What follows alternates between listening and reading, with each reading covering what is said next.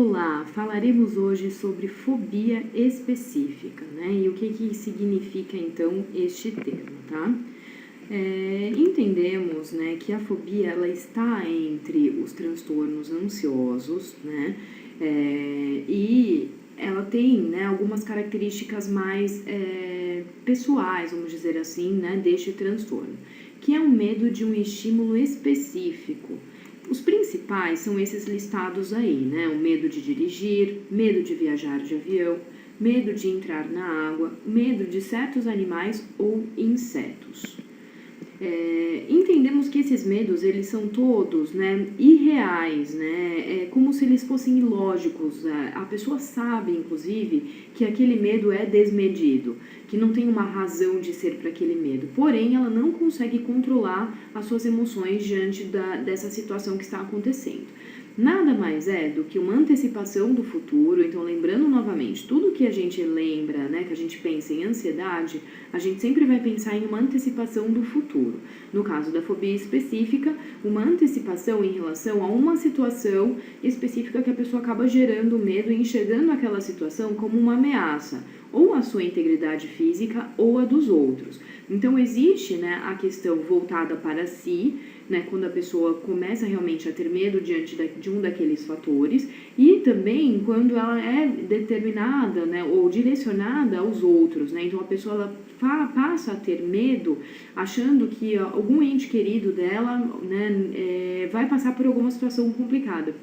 E isso é algo bastante sofrido para a pessoa, os níveis de ansiedade são enormes, a pessoa realmente entra num processo de crise ansiosa, né, quando está sobre esse pensamento aí catastrófico. Como eu disse anteriormente, é um medo irreal e pouco questionável. Eu digo questionável quando nós, né, pessoas que podem tentar conversar com esse paciente que está sofrendo disso, nós podemos trazer alguns dados de realidade, mas infelizmente essa pessoa não vai conseguir entender. Né? Então você pode dizer, olha, eu já fiz várias viagens de avião, né? E olha, não aconteceu nada comigo, não adianta, o medo daquela pessoa vai permanecer, vai continuar existindo, tá? Existem algumas explicações, né, relacionadas aí ao que pode determinar, então, ou quimicamente fazer com que a fobia específica aconteça.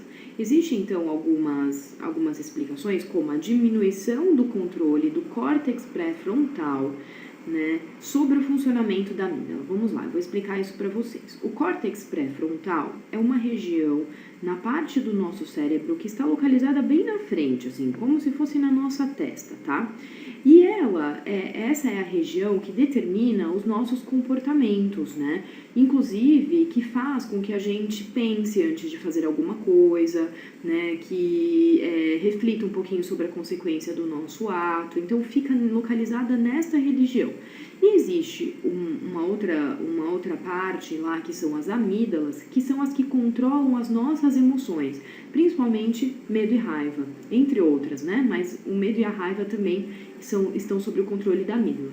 Então, se tem uma diminuição do controle, né, do nosso comportamento e uma diminuição do controle das nossas emoções, logo a coisa realmente fica um pouco descompassada. Por isso que a pessoa que vivencia, né, o sofrimento da fobia específica entende que ela não tem controle sobre aquilo. É aquele medo que é realmente desesperador e a pessoa não sabe o que fazer, um desespero mesmo.